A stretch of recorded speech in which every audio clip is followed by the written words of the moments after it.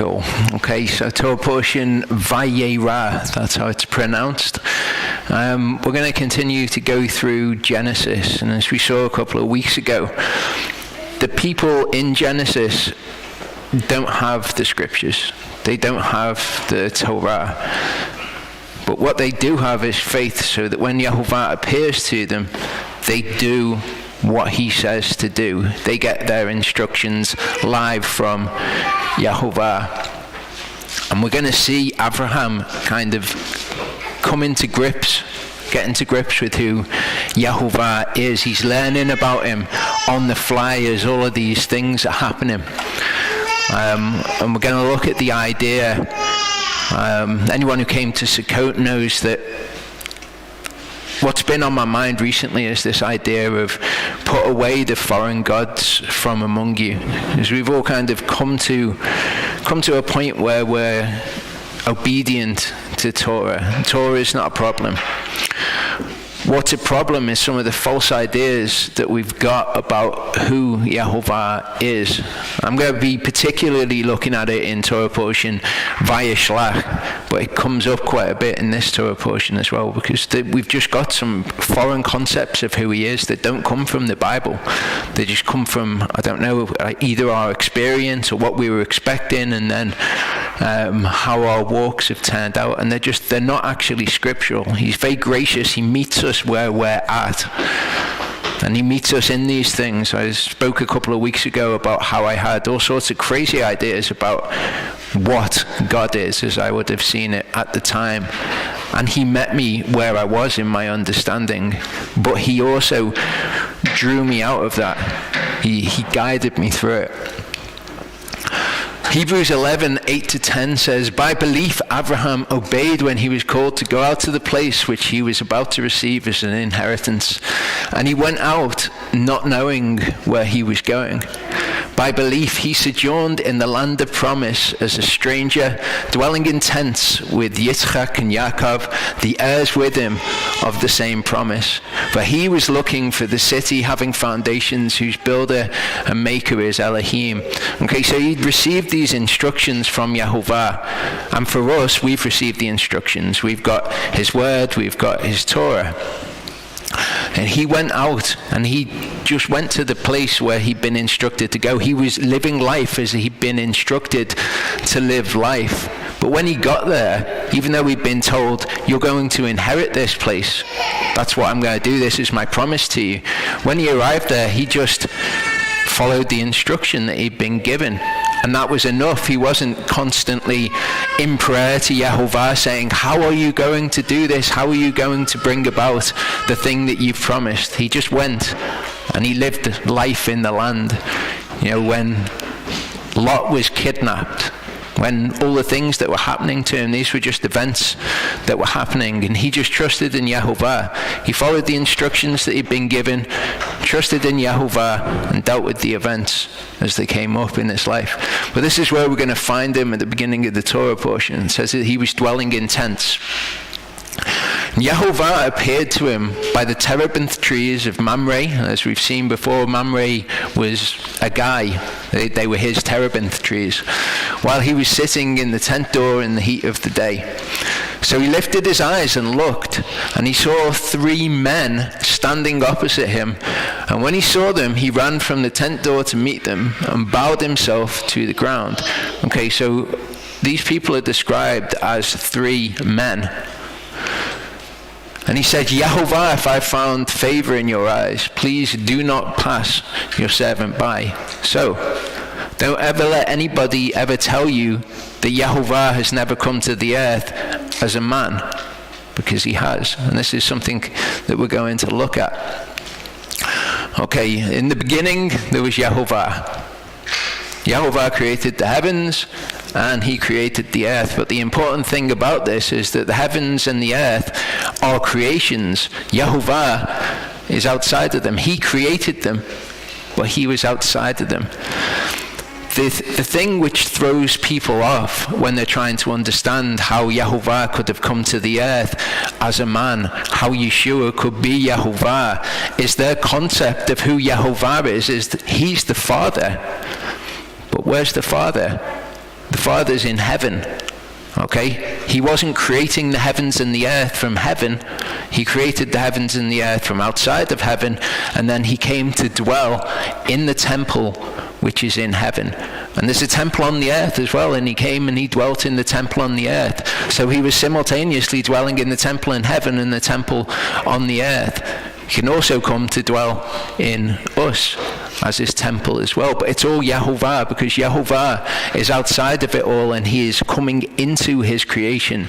So the Father in heaven isn't the entirety of who Yehovah is. He's one of the ways that he exists and operates within his creation. So Yehovah is the Father. Okay? But Yehovah can also come to the earth as a man, and that's what we see in this Torah portion. People will say, oh, you don't see anything like that in the Old Testament, do you? Of course you do. Yehovah was a man on the earth. So please let a little water be brought, and wash your feet, and rest yourselves under the tree. And let me bring a piece of bread and refresh your hearts, and then go on. For this is why you've come to your servant. And they said, do as you've said. And this is an important thing for us to recognize. Okay? The Hebrew does seem to be that Abraham is saying, this is why you've come to your servant. And I don't know why he was saying that, but I can take something from him having said that I can apply to our lives. We tend to do this, don't we? When something happens in our life, we tend to look for the reason why it's happened, and we say things like, everything happens for a reason, or if something bad happens, we say, there will have been a reason for it. That's not scriptural. That's a foreign God. That is not the God of Scripture at all. Yehovah is outside of time. He knows everything that was going to happen, and he uses all those things for good for those who love him and are called according to his purpose. But that is totally different from saying that everything happens for a reason. Okay? That's not true.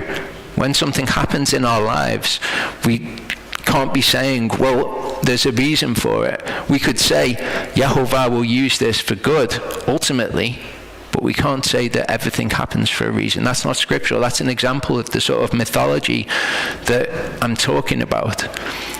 People in the Christian church have this idea of a mythological God who acts in very much the same way as the gods of the pagans.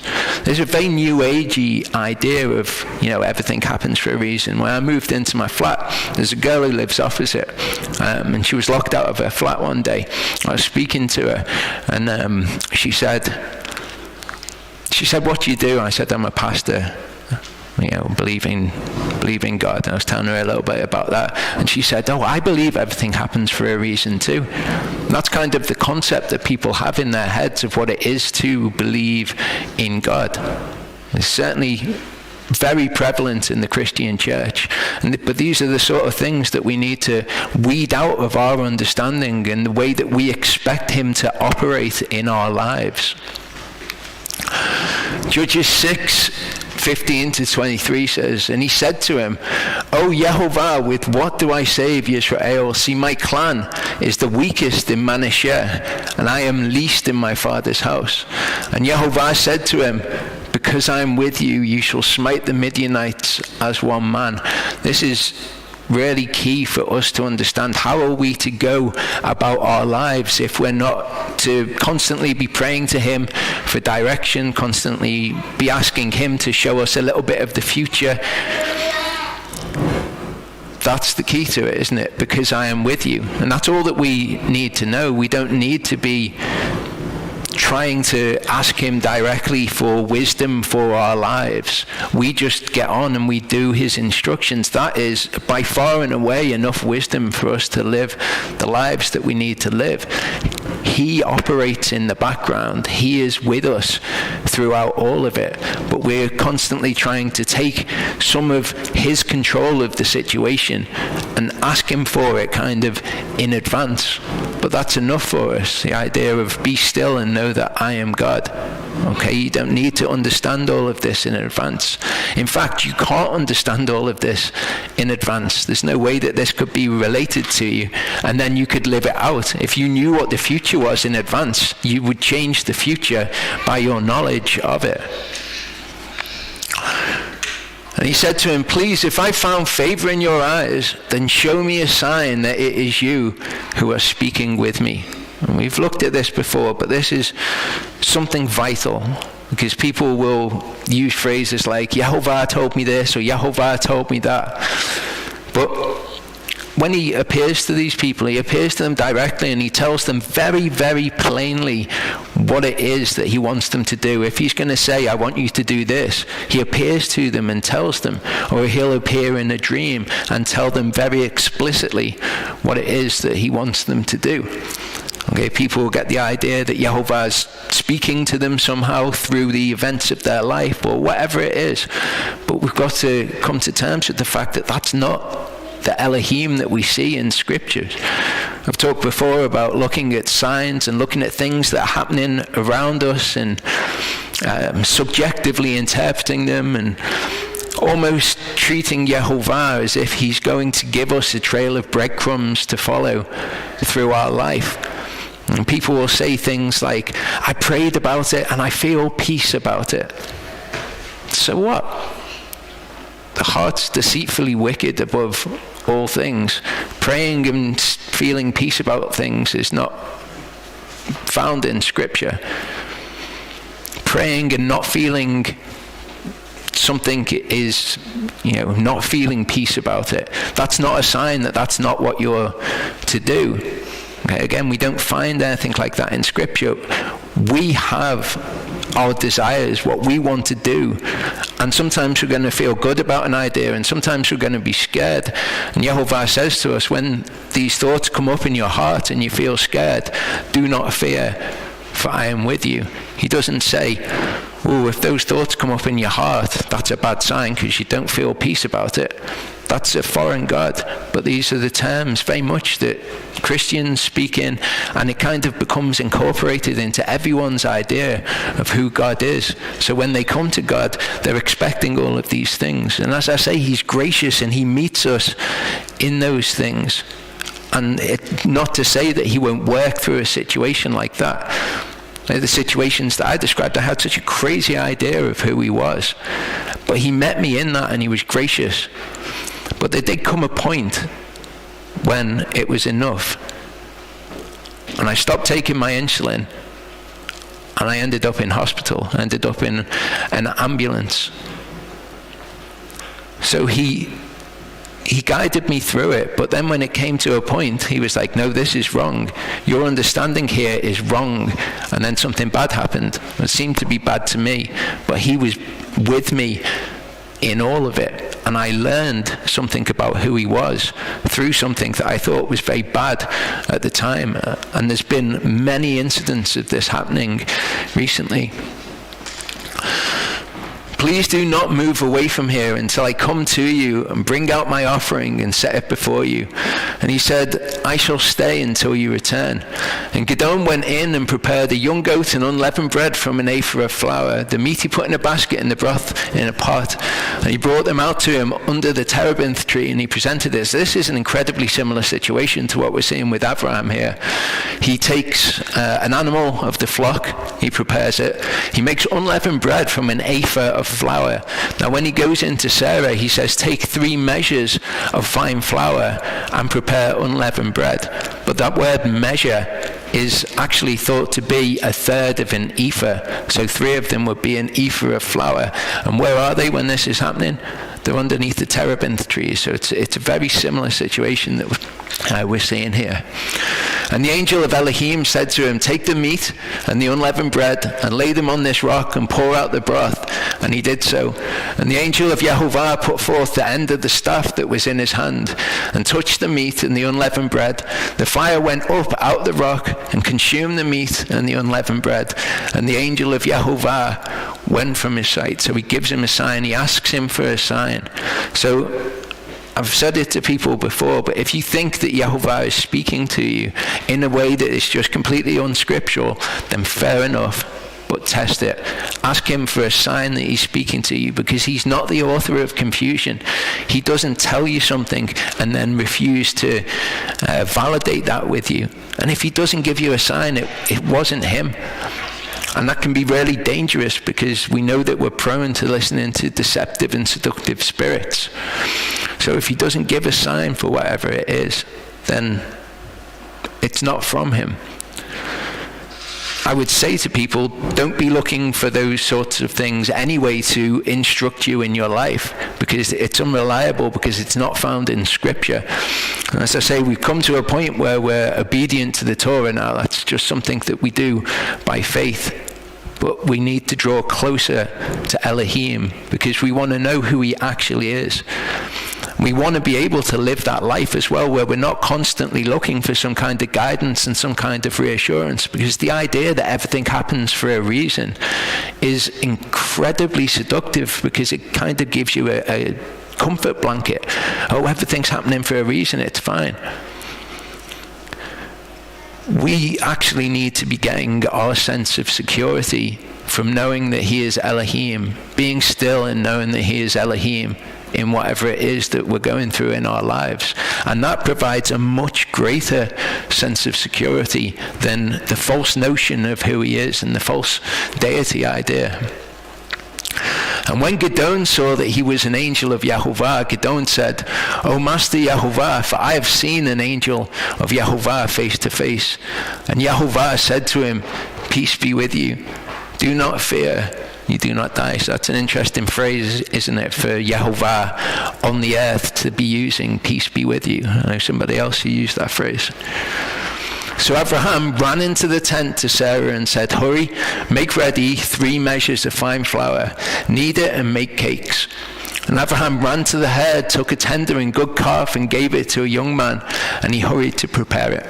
And he took curds and milk and the calf which he had prepared and set it before them, and he stood by them under the tree as they ate. So Abraham knows that this is Yahovah. I don't know if he recognizes him from when he's appeared to him previously, or whatever it is, but he knows that it's Yahovah. And he's running around like, can you imagine if Yahovah came to visit you one day and you're like, "Do you want some food?" yeah, that'd be nice. And they said to him, "Where is Sarah, your wife?" And he said, "See, in the tent." The word "see" is not there. She just says "in the tent." And he said, "I shall certainly return to you according to the time of life." Which is interesting. You think, well, what does he mean? Maybe it was a Hebrew idiom. But we'll look at what it says in the Septuagint. "And see, Sarah, your wife, is to have a son." And Sarah was listening in the tent door, which was behind him. Now Abraham and Sarah were old, well advanced in age, and Sarah was past the way of women. Now this is actually really interesting. She was past the way of women. This is translated variously as things like she was past the age of childbearing, various different things. But if we look at what the Hebrew words are, okay, so we've got chadal, and chadal does mean to cease or to stop. But an interesting way that you could translate it, I'm not saying this is how it should be translated, but is to leave something undone. Okay, so something was left undone. What was left undone was this, the arach. And the arach is the way or the path. Okay, the path of women. And it's interesting to me that what is described here as the path of women is childbearing. And what it could be translated to be saying is the path of women was left undone in her, which is an interesting concept. Okay. Sarah laughed within herself, saying, "After I've grown old, shall I have pleasure, my master being old too?" This is what it says in the Septuagint.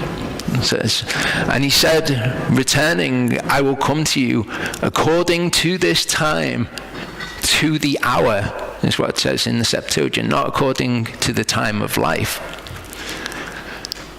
and will have a son, Sarah your wife. And Sarah heard by the door of the tent, being behind him.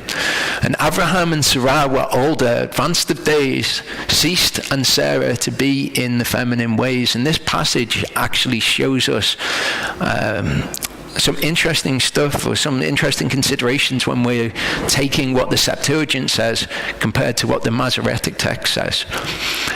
In the first verse, okay, we've got according to this time, to the hour. Now that's very different from according to the time of life in the Hebrew. Okay, so that's distinctly different. Whereas in the second verse, you read it and go, well, that's very different as well. But what we need to consider is the feminine ways. It's kind of the same way that the English translators have taken the path of women and given us an interpretation of its meaning. So we've got one which is actually very distinctly different, and we've got one which is a translation. It's not saying that it's definitely ceased, and it's not saying it should be the feminine ways instead of the way that it's rendered in the Hebrew. It's just a translation of the Hebrew. So we do have to be very careful when we're taking these things, that we don't say, well, that seems to be very different, without looking any deeper at the words that are used. Laughed and Sarah in herself, saying, for not yet has it happened to me until now, and my Lord is older. Okay, so it's kind of ties in with the idea of the path of women was left undone in her, and she says, for not yet it has happened to me until now. And the Lord said to Abraham, why is it that Sarah laughed in herself, saying, indeed, is it truly I will bear and have grown old? Is impossible to the Lord the saying, at this time, to the hour, I will return to you, and there will be to Sarah a son?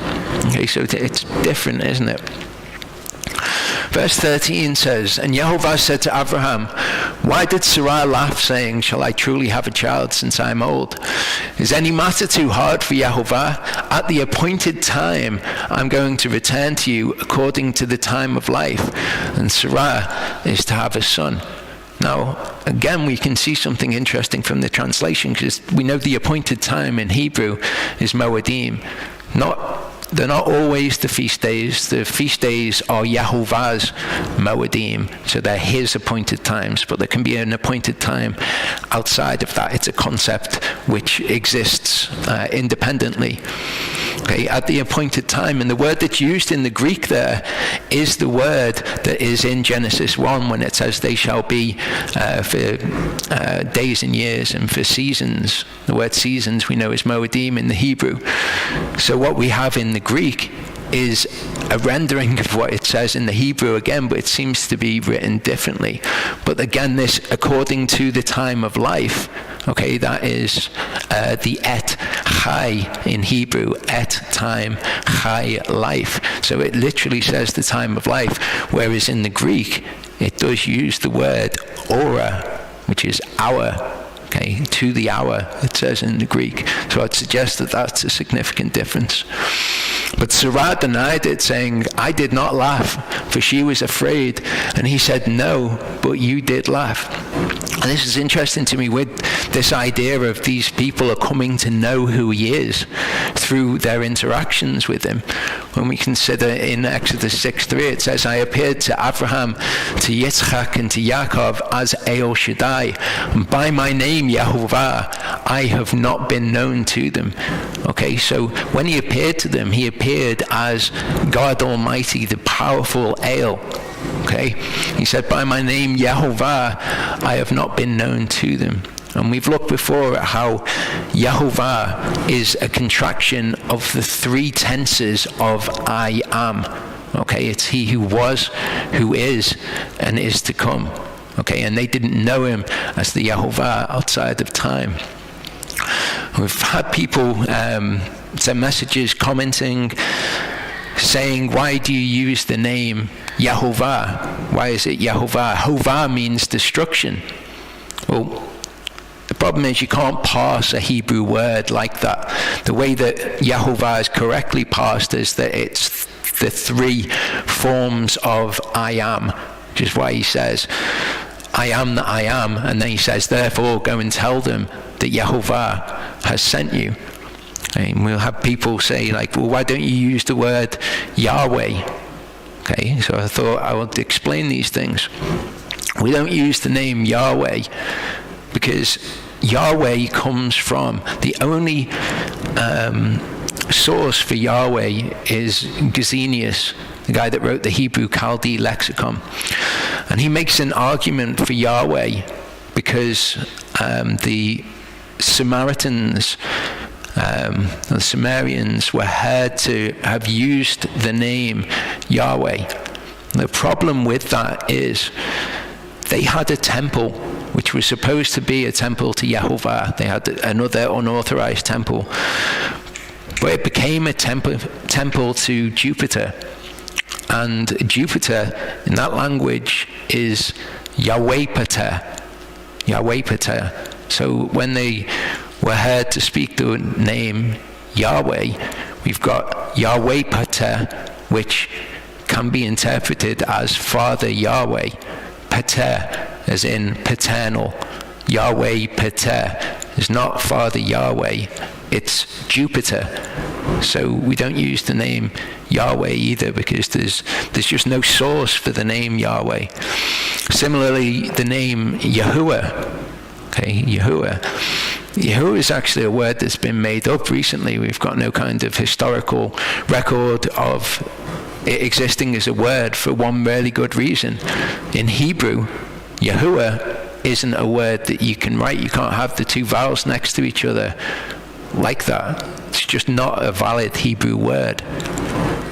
People think that it has to be Yahoo something because the prophets all have Yahoo in their name. That's just not actually correct.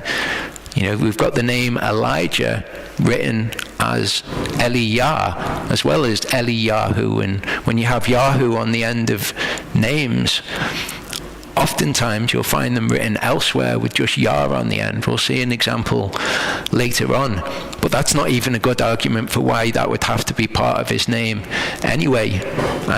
We know that Yah refers to Yah. It doesn't refer to the Tetragrammaton. It refers to his poetic name, if you like, that's written throughout the scriptures, which is Yah. So we don't use any of those. We use Yehovah because there are thousands and thousands and thousands of documents which have his name with all of the vowel points in. You don't find that with Yahweh. You'll never find Yahweh written down anywhere. You never find Yahuwah written down anywhere. And we have seen the 119 Ministries teaching on the name Yehovah. We watched it, and in fact, when we watched it, we thought, wow, that's really interesting information. We might have to change the name that we use here. But further investigation into their claims has yielded that there's a greater context to understand the things that they say in. The letter Vav being translated, or being in fact a war instead of a Vav. There's great arguments for it, but again, if you understand the greater context of the arguments, you just get a bit deeper knowledge of those things. And it's actually the other way around, that the Vav preceded the war. But we are familiar with all of these arguments, and we've looked into all these things. So for anyone thinking, why are they using this stupid name? Have they not seen the 119 Ministries video? We have, and we're using the name that we have. A massive historical record. We're going to see a place mentioned in this Torah portion called Yehovah Yireh. Okay, people say that the vowel pointings are not in his name, but when his name makes up part of a place name, the vowel pointings are all in place. So if you read the Hebrew, the vowel pointings are all there for Yehovah Yireh, or Jehovah Jireh, as people call it. So absolutely everything points to the fact that his name is Yehovah. Yahweh is part of Yahweh Pater, Jupiter. Yahuwah is a word that has only come into existence recently, and it's kind of something that the Hebrew roots movement have come up with. It's not even a valid Hebrew word. So just some great understanding there. But they didn't know him as Yahovah. And this is interesting because you can see this in this interaction with Sarah. You think, if you knew that's Yahovah, how are you possibly thinking that you can say to him, I didn't laugh? Because they didn't understand who he was. Okay, they didn't know him as the one who was, who is, and is to come, one who's outside of time. They understood him as this incredibly powerful God, because you've got to think, how had they encountered him? All of the times that they'd encountered him up until this point revealed nothing of the fact that he would know you did laugh. Okay, she's learning here on the fly who he is. The men rose up from there and looked towards Sodom, and Abraham went with them to send them away. And Yahovah said, am I concealing from Abraham what I am doing? Amos 3:7 says, the Master Yahovah does no matter unless he reveals his secret to his servants, the prophets. Okay, who is Abraham? He's his servant, and as we'll see later in the Torah portion, he is a prophet. Okay, that's who Abraham is. He is one of his servants, the prophets. Since Abraham certainly becomes a great and mighty nation, and all the nations of the earth have been blessed in him. Again, we've got this future perfect tense used here. All the nations of the earth have been blessed in him. This is who I am. I'm Yahovah. The future is known to me. The future's already happened, if you like, because I'm the one who was, who is, and is to come. I am. Okay. For I have known him, that he commands his children and his household after him, and they have guarded the way of Yahovah to do righteousness and justice, that Yahovah may bring to Abraham what he has spoken to him. So he says, I've known him. Okay, you think in future perfect tense, I have known him, which is interesting.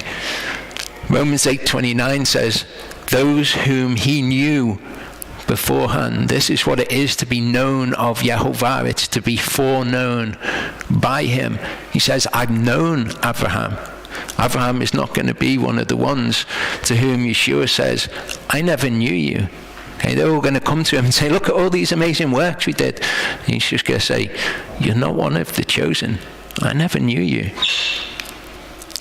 And Yahovah said, because the outcry against Sodom and Amorah is great, and because their sin is very heavy, I'm going down now to see whether they have done altogether according to the outcry against it that has come to me, and if not, I know. So the men turned away from there and went towards Sodom, but Yahovah still stood before Abraham. I think this is very interesting because we've got this idea of who Yahovah is, but when they were building the Tower of Babel, and here he says, I'm going to go down to the earth and I'm going to have a look. Okay, so it's something that's worth considering. I don't really know what to make from that personally, but again, we've got to take away what we think we know about Yahovah, and we've got to learn who he is from what we read. Interesting here where it says Yahovah still stood before Abraham. This is what it says in the Masoretic text. And in the kind of the rabbinical traditions in Judaism, they put these people, they put Abraham, Yitzchak, and Yaakov up on a pedestal as if they were sinless, and they're revered like Yahovah. They say when Abraham has this interchange with him about, will you do it for this many people and this many people, they say that Abraham was actually bargaining down Yahovah, that he was changing Yahovah's opinion on it. That it was Abraham who was directing all of this, and they put power in the hands of men much more. They say that the Torah is not in heaven, means that it's not for Yahovah to have given us a concrete Torah, that now it's in the hands of men and men can change it, and this is where you get rabbinical authority to change the word from. But in the Masoretic text, it says Yahovah still stood before Abraham. In the Septuagint, it says Abraham was still standing before Yehovah, which is just a different dynamic, isn't it? Abraham standing before Yehovah, or Yehovah was standing before Abraham.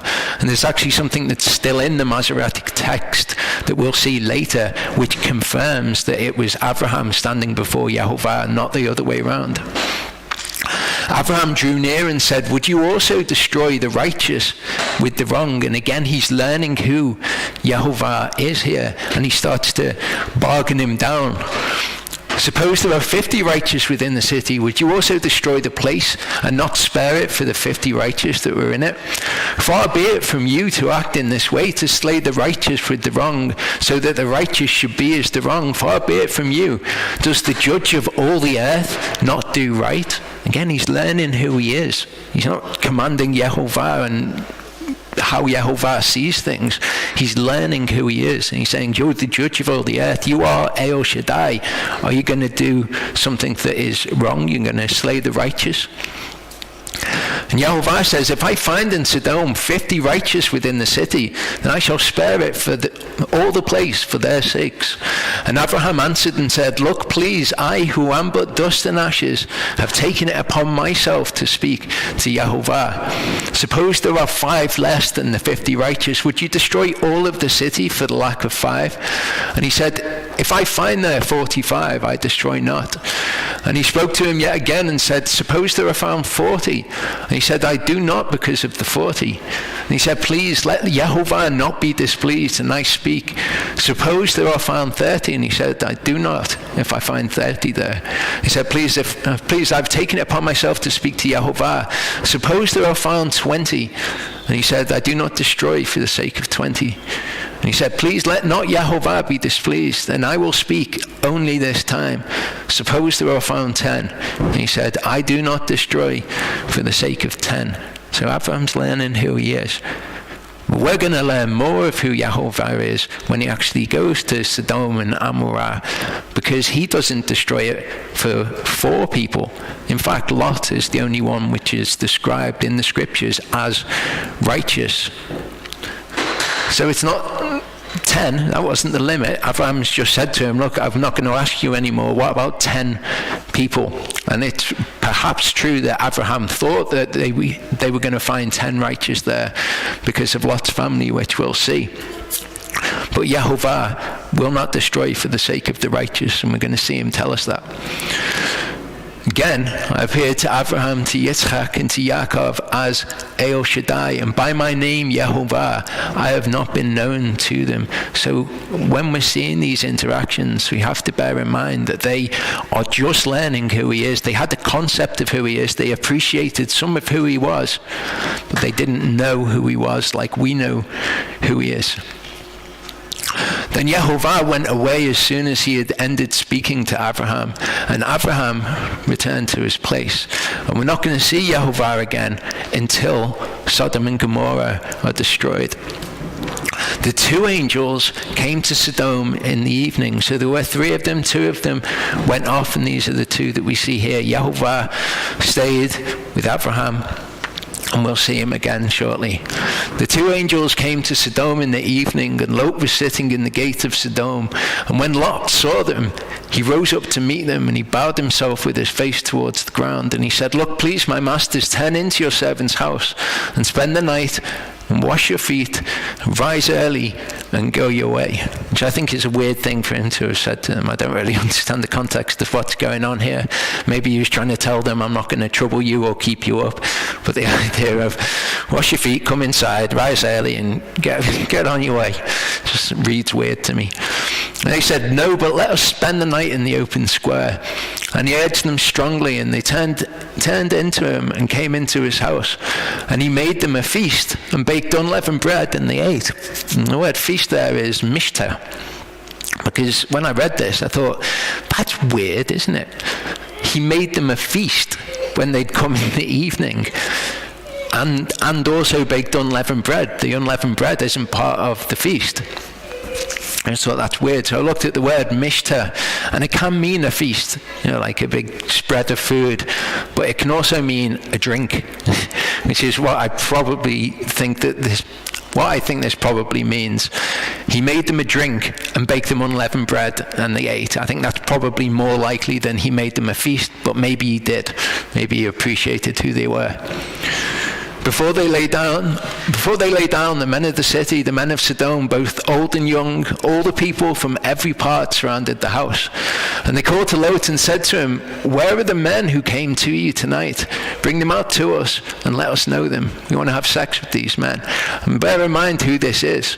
Okay, the men of the city, both old and young, all the people from every part, and they all come with this request. So Lot went out to them through the doorway and shut the door behind him and said, "Please, my brothers, do not do evil. Look, please, I have 2 daughters who have not known a man. Please let me bring them out to you and do to them as you wish. Only do no deed to these men, because they've come under the shadow of my roof." And there's an idea that the reason that he was doing this was because he knew that they were all homosexuals and it would enrage them, and then they would turn their attention to him, which is what ends up happening. But I think we have to be very careful when we're saying this is why this happened, this is what Lot was thinking, this is what he was trying to do, because we're not actually told explicitly. But they said, "Stand back." And they said, "This one came in to sojourn, and should he always judge? Now we're going to treat you worse than them." So you can see where this idea comes in. Should he always judge, as in he's judging us for being gay. But you could also interpret it and say, well, he was sitting in the gate, which is where people would sit to judge. And when people have authority, people tend to become jealous of them, and they tend to dislike them. And kind of like, "Oh, it's Lot, it's that guy who set himself up as a judge. He only came in here to sojourn, and now he's the judge. Now we're going to treat you worse than them." They pressed hard against the man Lot and came near to break down the door. But the men reached out their hands and pulled Lot into the house with them and shut the door. Then they struck the men who were at the doorway of the house with blindness, both small and great, and they wearied themselves to find the door. And the men said to Lot, "Have you anyone else here, a son-in-law, and your sons and your daughters, and whomever you have in the city? Bring them out of this place, for we are going to destroy this place, because the cry against them is grown great before the face of Yehovah, and Yehovah has sent us to destroy it." Lot went out to speak with his sons-in-law who had married his daughters and said, "Get up, get out of this place, for Yehovah is going to destroy this city." But to his sons-in-law he seemed to be as one joking. So we know that Lot has 2 daughters. There's him, there's his wife. Then we know that he has other daughters and he has sons-in-law. So it's actually possible that he had 3 daughters and 3 sons-in-law, and that was 10 people. And Abraham, when he said, "Would you destroy it for the sake of 10, was thinking of these people. But when he goes to speak to them, he seemed to be as one joking, which kind of tells us a little bit about where they were at, spiritually speaking. 1 Corinthians 2 verse 14 says, the natural man does not receive the matters of the Spirit of Elohim, for they are foolishness to him, and he is unable to know them. They're foolishness to him. And this is the way when we interact with people, whether they be Torah keepers, who are not people just following by faith, they're kind of following by works, and I think that I should be doing this and I'm going to do it, and I'm not sure that I can do that. That's a bit hard. People who are doing it by works, and then people who are doing it by faith. But the natural man does not receive the matters of the Spirit of Elohim, and their foolishness to him. He cannot know them, he cannot understand them. When morning dawned, the angels urged Lot to hurry, saying, "Get up, take your wife and your 2 daughters who are here, lest you be consumed in the punishment of the city." Okay, so what I want you to remember from this passage is that morning dawned when they were with Lot and his family in Lot's house. Okay? That's when morning dawns. And while he loitered, the men took hold of his hand and his wife's hand and the hands of his 2 daughters, Yehovah having compassion on him, and they brought him out and set him outside the city. And it came to be when they brought them outside that he said, "Escape for your life. Do not look behind you, nor stay anywhere in the plain. Escape to the mountains, lest you be consumed." And Lot said to them, "Oh no, Yehovah, look please, your servant has found favor in your eyes, and you have increased your kindness which you've shown me by saving my life. But I am unable to escape to the mountains, lest calamity overtake me and I die." So remember, when Yehovah said to him, "Go to the mountains," Lot says, "Oh no, I can't do it, I can't do it." Think, where does Lot end up eventually? Where does Lot go to live? He ends up in the mountains, doesn't he? It's where Yehovah told him to go at first, but he wanted things to be different. And Yehovah is gracious and he's patient with him. "Look, please, this city is near enough to flee to, and it is small. Please let me escape there. Is it not a small matter? And let my life be saved." And he said to him, "Look, I have favored you concerning this matter also, without overthrowing this city for which you have spoken. Hurry, escape there, for I am not able to do any deed until you arrive there." Okay, it's interesting, isn't it? Abraham's learning who he is. Would you destroy it for the sake of 50 righteous? No, I wouldn't. He says to Lot, "You need to leave this place because I'm going to destroy it. I can't destroy it until you leave." So the name of the city was called Zoar. The sun had risen upon the earth when Lot entered Zoar. Okay, so when did morning dawn? Morning dawned when they were in Lot's house. When did the sun rise? The sun rose on the earth when they entered Zoar, however long that was afterwards, an hour and a half, 2 hours afterwards. So the idea that the day starts when dawn comes is just scripturally inaccurate, because the morning dawns before the sun rises. Okay, there's no way that you can get around that. Yehovah rained sulfur and fire on Sodom and Amorah from Yehovah out of the heavens. That's an interesting statement, isn't it? Yehovah rained sulfur and fire on Sodom and Amorah from Yehovah out of the heavens. It's easy to understand though, isn't it? Because of what we were looking at before. Yehovah rained fire on Sodom and Gomorrah from Yehovah in the heavens. The idea that there's a Yehovah on the earth and there's a Yehovah in the heavens is something that we find in this narrative as well. So he overthrew those cities and all the plain and all the inhabitants of the cities and what grew on the ground. But his wife looked back from behind him and she became a post of salt. And we'll come back in the second part. Okay, so this is how we know that it wasn't Yehovah standing before Abraham, it was Abraham standing before Yehovah. And Abraham arose early in the morning and went to the place where he had stood before Yehovah. So I don't know why the Masoretic text is different. I can have a stab at why I think that it might be.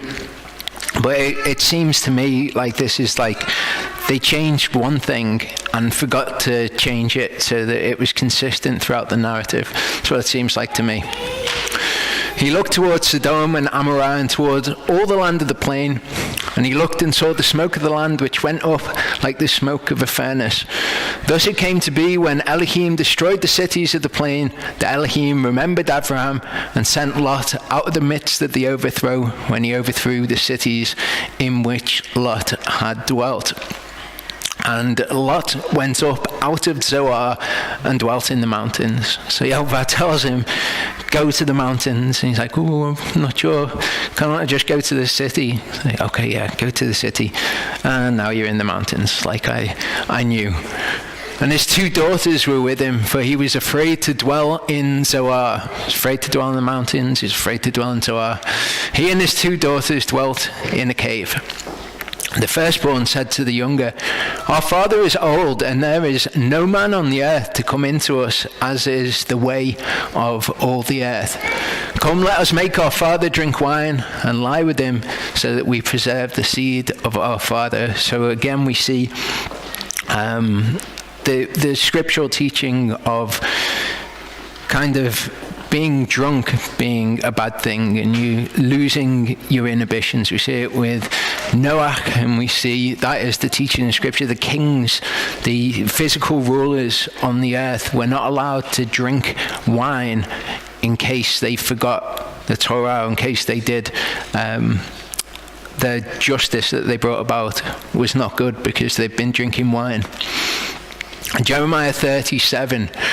This is interesting, okay? As I said, Yehovah knew where he was going to end up. That's where he told him to go in the first place. That's where he ends up. We see something similar in this narrative from Jeremiah. It says, King Zekiyahu, son of Yoshiyahu, reigned instead of Konyahu, son of Jehoiakim, whom Nebuchadnezzar, king of Bavel, sent up to reign in the land of Yehudah. But neither he nor his servants nor the people of the land had listened to the voice of Yehovah, which he spoke by the prophet Yirmiyahu. And Zekiyahu, the king, sent Yehuchal, son of Shelemiah. Okay, this is the example I'm going to show you of where Yah and Yahu changed between them. Remember, this guy's called Shelemiah here. And the priest Zephaniah, son of Maaseiah, to the prophet Yirmiyahu, saying, please pray to Yehovah our Elohim for us. And you can see this, can't you? You can see their names. Some of them end Yahu, some of them end in Yah, because it's not Yahu that's important, it's that Yah is a part of the name. Now Yirmiyahu was still coming and going among the people, for they had not yet put him in prison. Actually, if you look up Yirmiyahu on Blue Letter Bible, and you look at the word that it has for his name, it is in fact Yirmiah. But they had not yet put him in prison. Meanwhile, Pharaoh's army had set out from Mitzrayim, and when the Chaldeans who were besieging Jerusalem heard news of them, they withdrew from Jerusalem. And the word of Yehovah came to Yirmiyahu the prophet, saying, thus said Yehovah the Elohim of Israel, say this to the king of Yehudah, who sent you to inquire of me. See, Pharaoh's army, which has come up to help you, shall turn back to Mitzrayim, to their own land. Okay, so they're not obeying according to the word. They're saying things like, oh, Pharaoh's army's come up, it's going to help us, everything's actually going to be okay. And he says, go and say this to the king of Judah, who, as we will see, is in Benjamin. And the Chaldeans shall return and fight against this city and take it and burn it with fire. Thus said Yehovah, do not deceive yourselves, saying the Chaldeans shall go away from us, for they do not go. For though you had smitten the entire army of the Chaldeans who are fighting against you, and there remained only wounded men among them, they would get up, each man in his tent, and burn the city with fire. It doesn't matter how good the situation looks like it's going to turn out. I told you it's not going to turn out good. If there were only wounded men, they would come and burn the city with fire. And it came to be when the army of the Chaldeans left the siege of Jerusalem for fear of Pharaoh's army, the Yirmiyahu went out of Jerusalem to go into the land of Benjamin to receive his portion there in the midst of the people. Okay, and this actually turns out to be where the king of Judah is. So this is what he's on his way to do, to deliver this to the king of Judah. Well, I think that people do this quite often, this idea of what the king's doing here.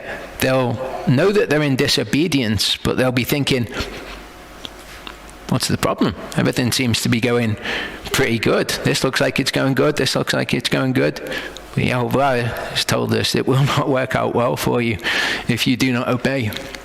And it came to be, as he was in the gate of Benjamin, a master of the guard was there, whose name was Uriah, son of Shelemiah. So he's called Shelemiah again there, son of Hananiah.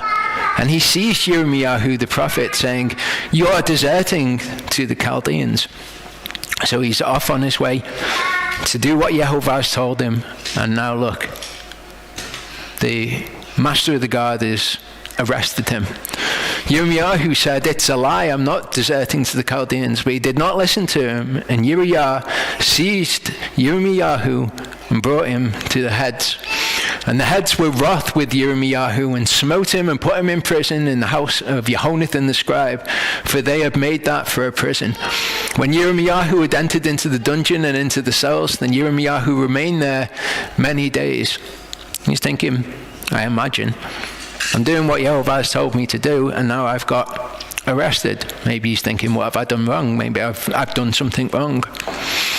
Zikyahu the king sent and took him out, and the king asked him secretly in his house and said, "Is there any word from Yehovah?" And Yirmiyahu said, "There is."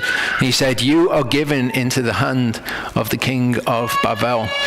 And Yirmiyahu said to Zikyahu the king, "What have I sinned against you and against your servants and against this people, that you've put me into prison? Where are your prophets who prophesied to you, saying, 'The king of Babel is not coming against you or against this land'? But now, please hear, O my master the king. Please let my petition be accepted before you, and do not make me return to the house of Yehonathan the scribe, lest I die there."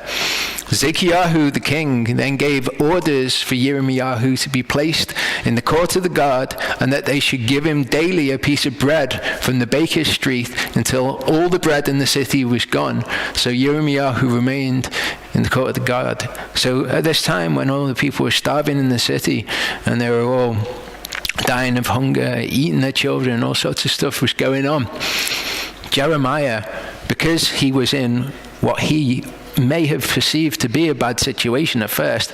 I mean, let's hope not. Maybe he was like, "Oh, I'm just going to trust Yehovah." Well, he finds himself in a situation that most people would have thought of as a bad situation. It ends up that that's how Yehovah sustains him through it, because he goes and he does what Yehovah has said to do. In chapter 38 it says, Shephatiah son of Matan, and Gadolyahu son of Pashur, and Yuchal son of Shelemyahu. Okay, so it's been Shelemyah, now it's Shelemyahu, and you'll find that all the way through the scriptures. So don't pay attention to people saying that Yahu is part of the name of Yehovah. And Pashur, son of Malchiah, heard the words which Yirmiyahu had spoken to all the people, saying, "Thus said Yehovah, he who remains in this city shall die by the sword, by scarcity of food, and by pestilence. But whoever goes over to the Chaldeans shall live, and his life shall be as a prize to him, and he shall live." Okay, so you stay in the city, you're going to die. Go over to the Chaldeans, which maybe you're scared of doing, then you will live. Thus said Yehovah, this city is certainly given into the hand of the king of Babel's army, and he shall take it.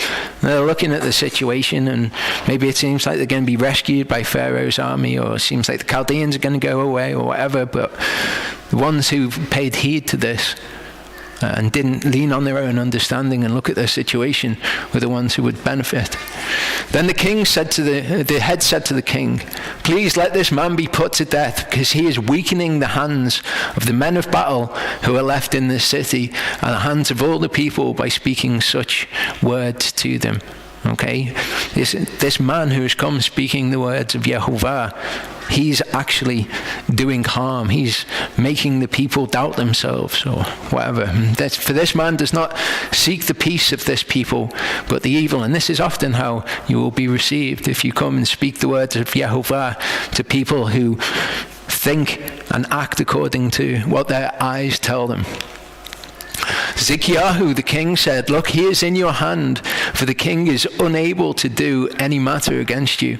And they took Yirmiyahu and threw him into the dungeon of Malchiyahu the king's son, which was in the court of the guard. And they let Yirmiyahu down with ropes, and in the dungeon there was no water but mud. So Yirmiyahu sank in the mud. And Eved-Melech the Cushite, one of the eunuchs who was in the king's house, heard that they put Yirmiyahu in the dungeon, and the king was sitting at the gate of Binyamin. Okay, so we know this is where Yirmiyahu was going. And Eved-Melech came from the king's house and spoke to the king, saying, "My master the king, these men have done evil in all that they've done to Yirmiyahu the prophet, whom they've thrown into the dungeon, and he is likely to die from hunger in the place where he is, for there is no more bread in the city." And the king commanded Eved-Melech the Cushite, saying, "Take 30 men from here with you, lift Yirmiyahu the prophet out of the dungeon before he dies." So Eved-Melech took the men with him and went into the house of the king under the treasury, took old clothes and old rags from there, and they let them down by ropes into the dungeon to Yirmiyahu. And Eved-Melech the Cushite said to Yirmiyahu, "Please put these old clothes and rags under your armpits, under the ropes." And Yirmiyahu did so, and they pulled Yirmiyahu up with ropes, lifted him out of the dungeon, and Yirmiyahu remained in the court of the guard.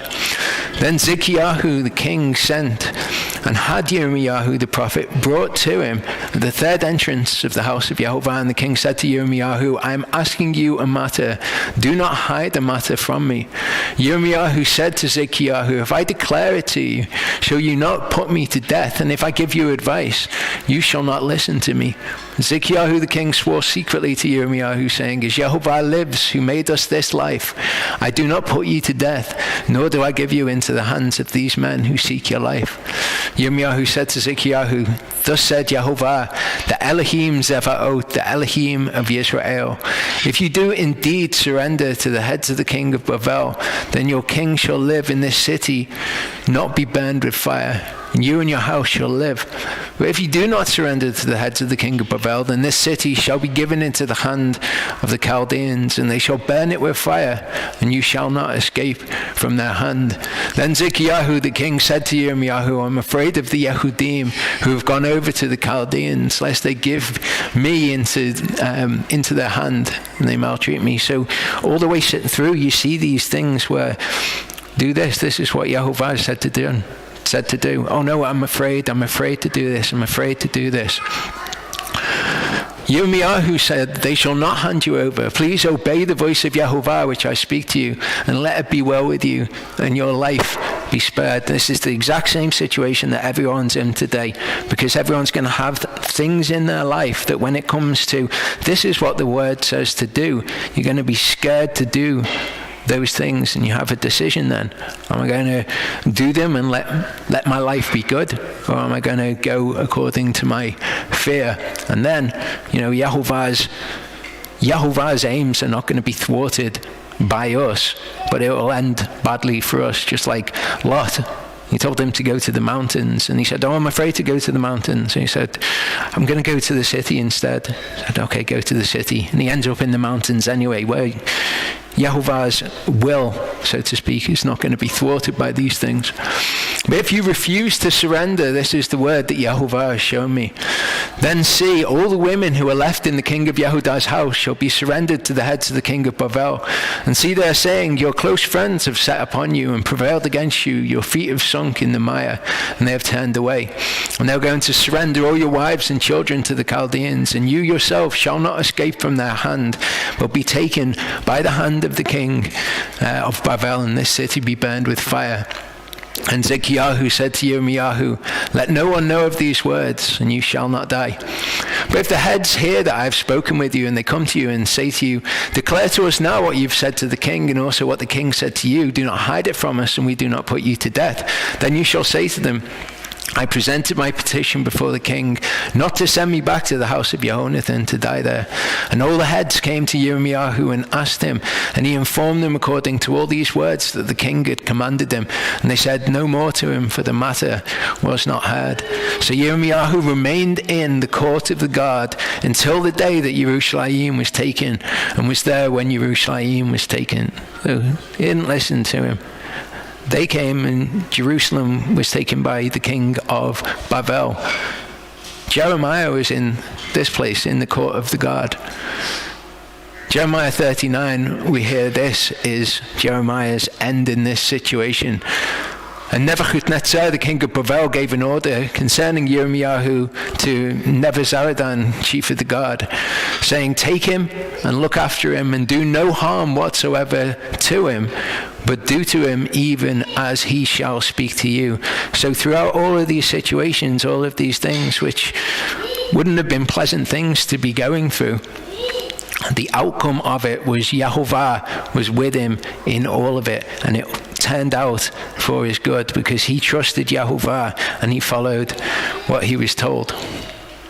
Psalm 33, 8-12 says, let all the earth fear Yehovah, let all the inhabitants of the world stand in awe of him.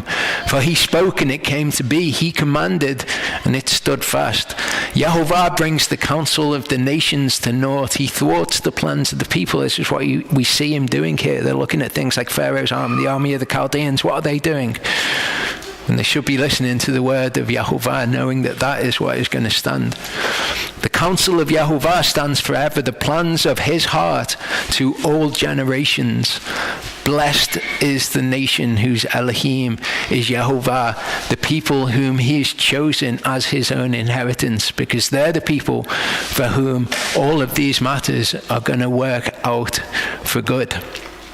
2 Corinthians 1:3-10 says, "Blessed be the Elohim and Father of our Master Yeshua Messiah, the Father of compassion and the Elohim of all comfort." And that word comfort there is the same root as we have the Comforter will be sent to you. The Elohim of all comfort. And it's interesting with the Comforter.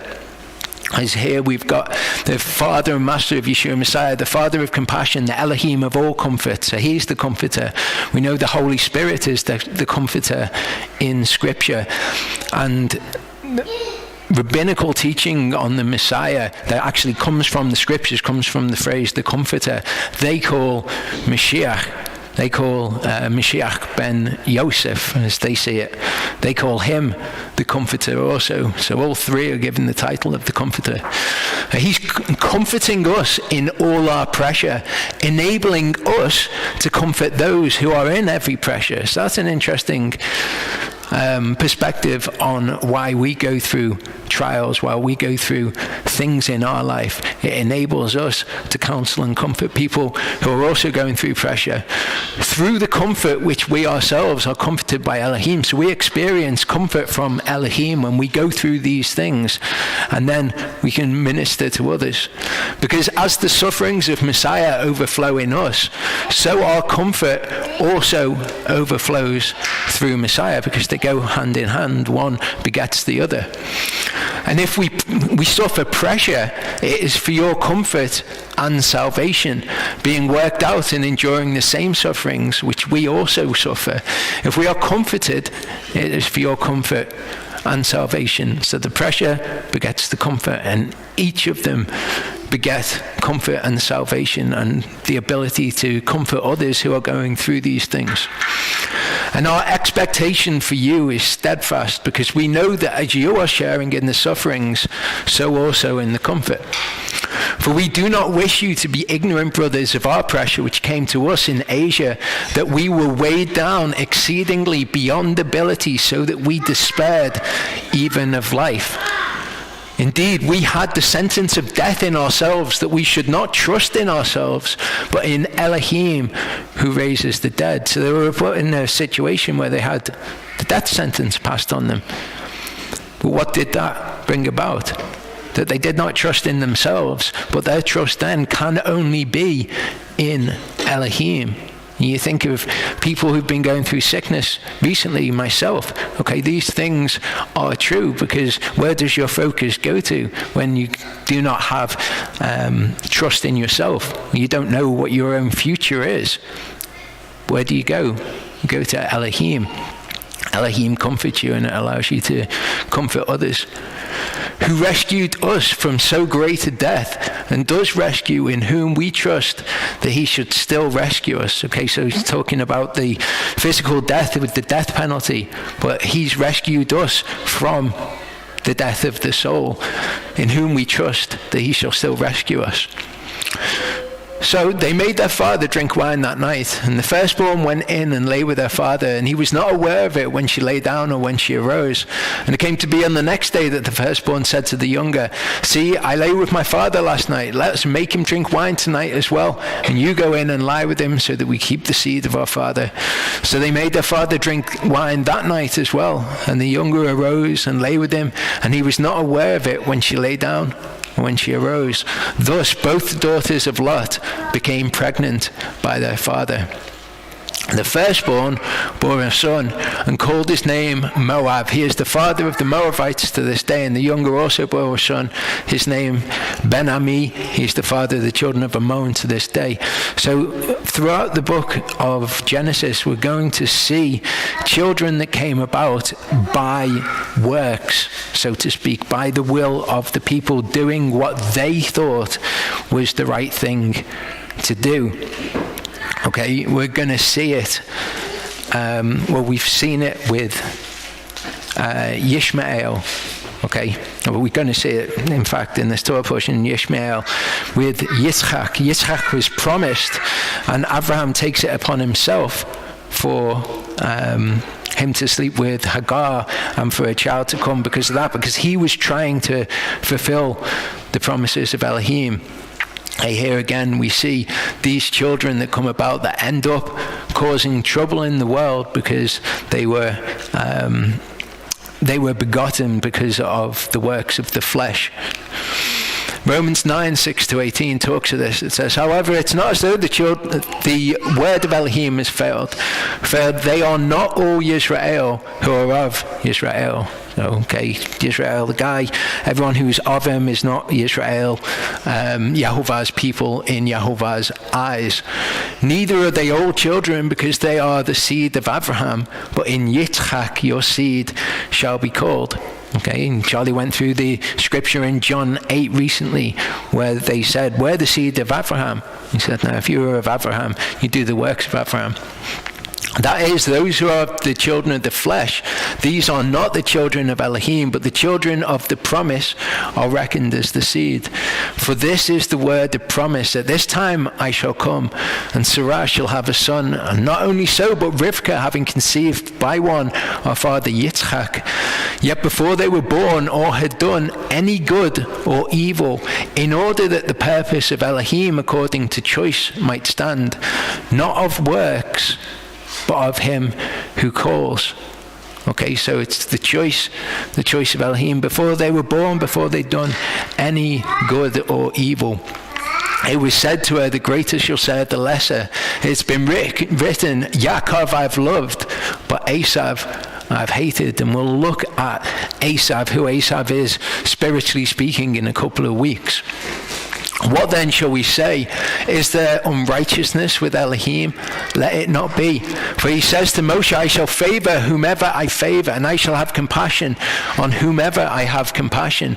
So then it is not of him who is wishing, nor of him who is running, but of Elohim who shows favor. That's an interesting thing for us to come to terms with, because there are loads of people who will say, we're Torah keepers, we do the things of the Torah. But like I said before, they do them by works. They do them like, oh yeah, the Torah, that's what we're supposed to do if we follow Elohim. They don't do it by faith. It's not just kind of an instinctual, of course, this is what the word says, I'm going to do it. There's always some kind of struggle, some kind of problem why they can't do it. Okay, so it's not of him who is wishing, nor of him who is running, but it's of Elohim who shows favor. So them doing these works and being like, we're going to do the Torah, we're going to be the ones who are saved, they can't do it. And that's why he turns around and says to these people, depart from me, I never knew you. You were not foreknown to me. You weren't the chosen. You came, you did many wonderful works in my name, but I never knew you. For the scripture says to Pharaoh, for this same purpose I have raised you up, to show my power in you, and that my name be declared in all the earth. So then he favors whom he wishes, and he hardens whom he wishes. Okay, and he knew the people that were going to respond to him. He knew the people who were of faith that were just going to do these things, and he chose them. And people can come along and be Torah keepers as much as they want, but it's Elohim who chooses. Numbers 22 verse 4, okay, the Moabites were the children of one of the daughters.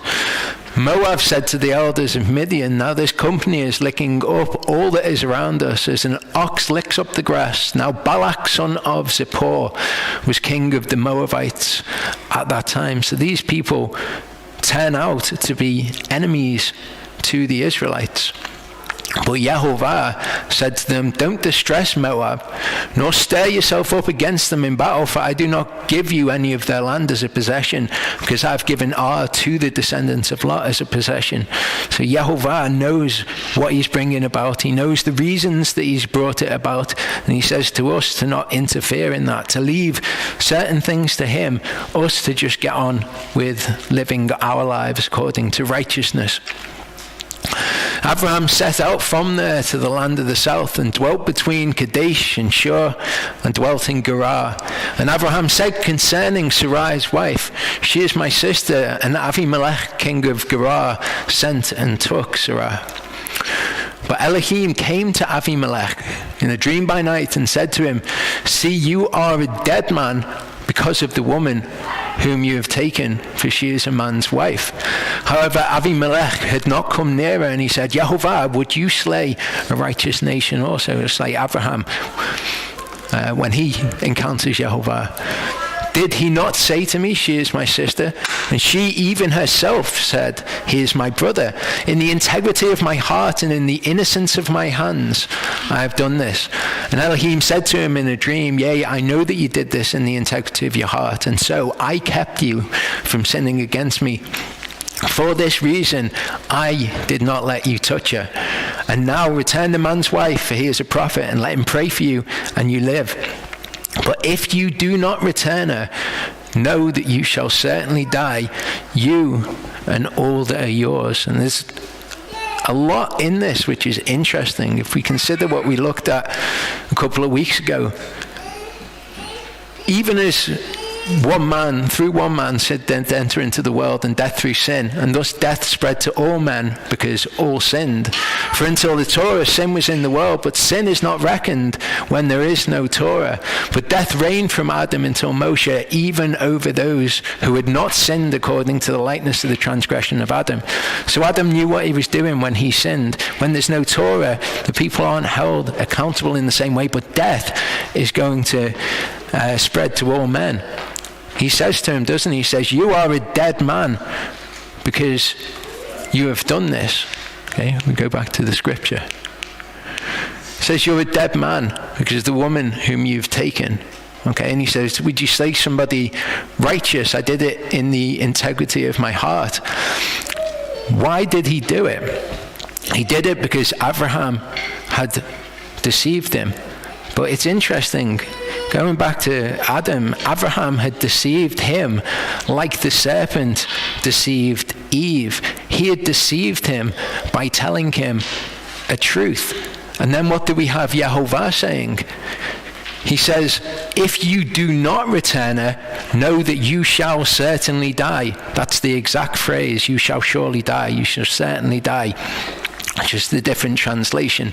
Okay, if you don't return, I know that you'll certainly die, because what's happened now, okay, he has told him what the Torah is on this matter.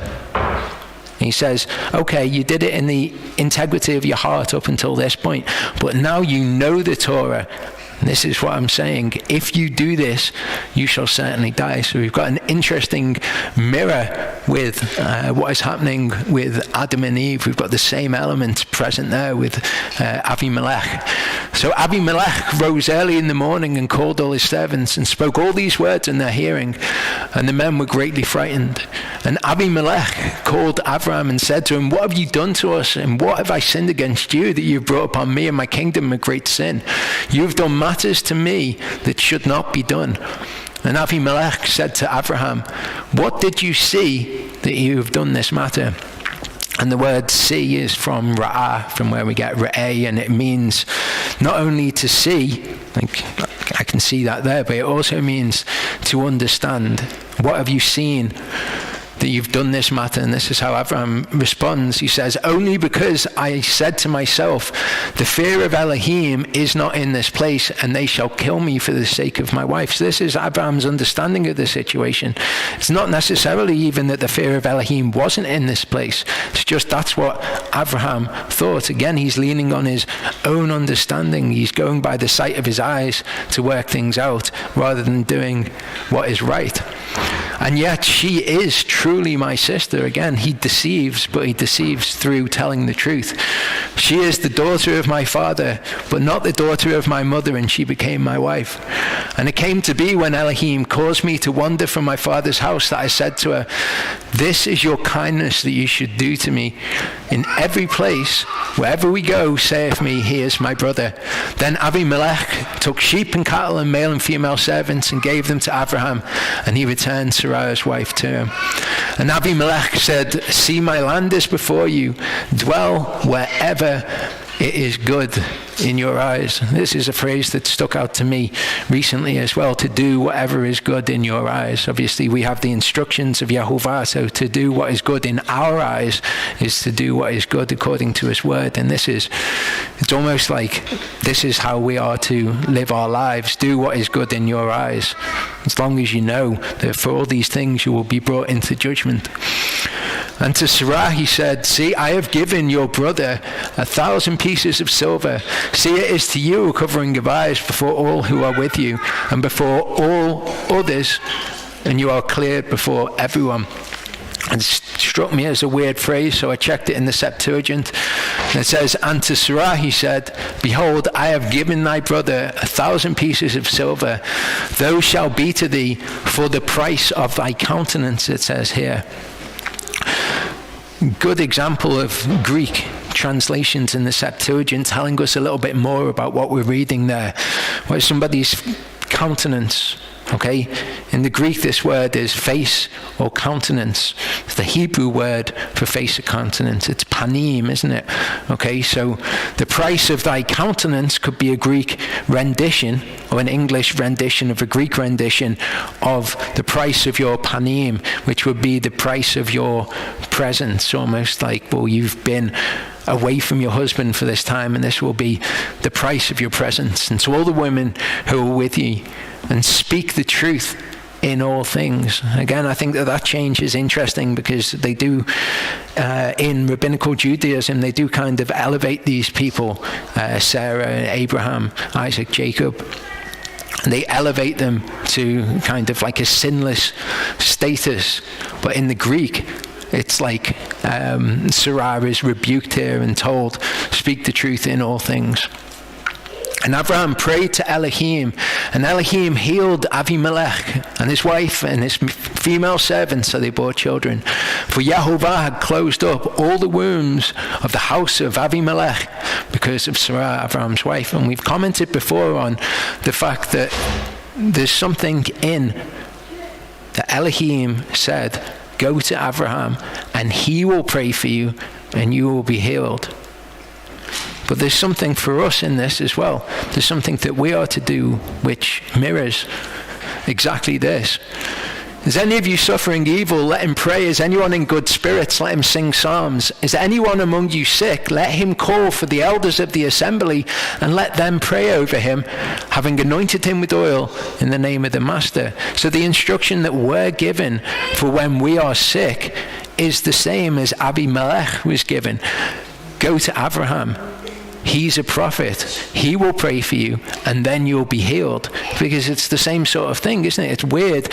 We're told, go to the elders of the church. Okay, the elders of the assembly, let them pray over you. So I think that this is something that we should really be mindful of incorporating, because we do this, but we don't do it in all cases. Okay, this is an instruction from Scripture, and it's actually something which is present in the Torah. People often think that, they question the New Testament because they say, where is that in the Torah? They don't realize that these things are right there all along, because they don't have that real strong foundation in the Torah. Okay, we'll come back in the third part, and what we're going to look at is Yitzchak. Look at Yishmael and Yitzchak. Okay, so Yehovah visited Sarah as he had said, and Yehovah did for Sarah as he had spoken. So if the Septuagint translation is correct, and he says, I'll come back at this appointed time to the hour, then he came and he did that. So Sarah conceived and bore Abraham a son in his old age at the appointed time of which Elohim had spoken to him. And Abraham called the name of his son who was born to him, whom Sarah bore to him, Yitzchak. I want to look at the birth of Yeshua. So there's obvious parallels. The barren woman bore a child. It's a supernatural intervention. And in fact, in this account of the birth of Yeshua, parallels are drawn. Okay, it's Elisheva, who was too old to bear, one of Miriam's relatives.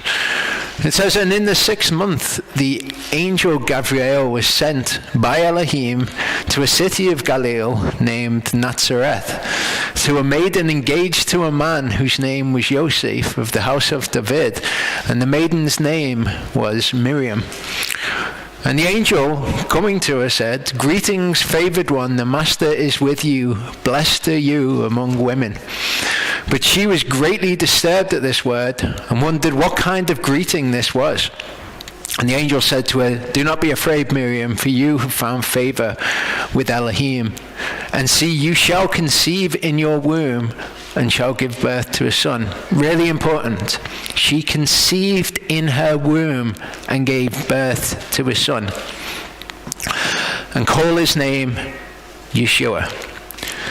He shall be great and shall be called the Son of the Most High, and Yehovah Elohim shall give him the throne of his father David.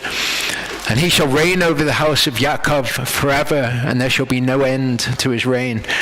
And Miriam said to the angel, How shall this be, since I do not know a man? Okay, remember, she's going to conceive in her womb and give birth to a son. The angel answering said to her, The set-apart spirit shall come upon you, and the power of the Most High shall overshadow you. And for that reason, the set-apart one, the Holy One born of you, shall be called Son of Elohim. That's why he's called the Son of Elohim, because Mary conceived in her womb from the Holy Spirit, from the Ruach of the Father. Okay, so there is no doubt that Yeshua was in human form because he was conceived in a human womb and given birth to, but that he is the Son of Elohim. He is Elohim in a human body. There is no doubt. This is what the scriptures tell us. Absolutely. Okay, he is the progeny of Elohim, because it was the set-apart spirit that impregnated Miriam, and then she gave birth to a man. It was Yehovah in the vessel of a man. And we saw how that can work before. Okay, he was the Word made flesh, the Word that came forth from Yehovah and was Yehovah. He was that made flesh in the vessel conceived in Miriam's womb. And see, Elisheva, your relative, she has also conceived a son in her old age, and this is now the 6th month to her, who is called barren. So we've got this parallel which is drawn, because Sarah conceived a son in her old age, and it was her who was called barren previously. So this parallel is drawn, because with Elohim, no matter shall be impossible. Again, the parallel is drawn to the account of Abraham and Sarah. In Matthew 1, we have this recorded, and it gives us some more details. It says, But the birth of Yeshua Messiah was as follows. After his mother Miriam was engaged to Joseph, before they came together, she was found to be pregnant from the set-apart spirit. It baffles me how people can say that he was not Yehovah in the flesh when he was the progeny of the Father, impregnated by the Holy Spirit.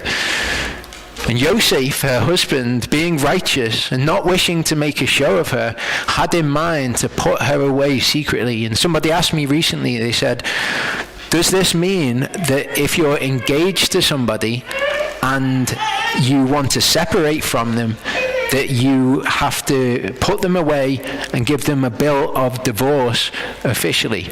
Okay, and I said to them at the time, you'd have to check these words, put her away. Is it the same words for the process of a divorce?